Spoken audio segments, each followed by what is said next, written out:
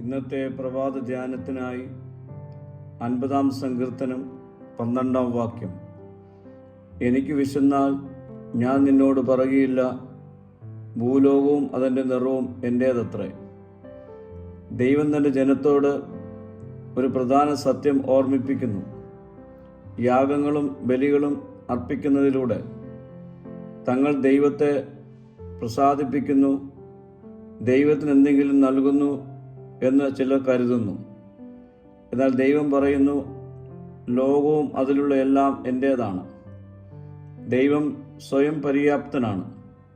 ദൈവത്തിന് മനുഷ്യൻ്റെ സഹായം ആവശ്യമില്ല. ആകാശവും ഭൂമിയും സകല സൃഷ്ടിയും അവൻ്റേതാണ്.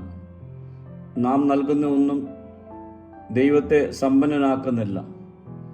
നാം കൊടുക്കുന്നത് അവൻ തന്ന അനുഗ്രഹങ്ങളിൽ നിന്നാണ്. ആരാധനയുടെ മൂല്യം പുറം ചടങ്ങുകളിൽ മാത്രമല്ല.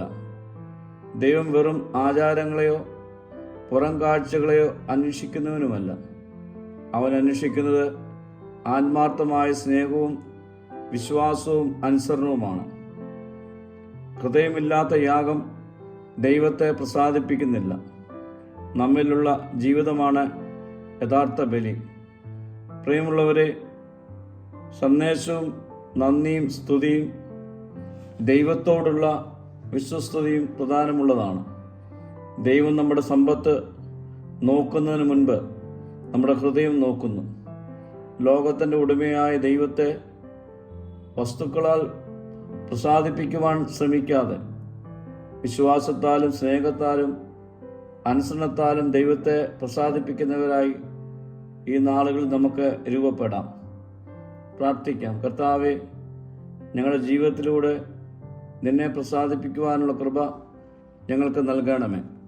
മഹത്വം നീ എടുക്കണം. യേശുവിൻ്റെ നാമത്തിൽ തന്നെ. ആമീൻ.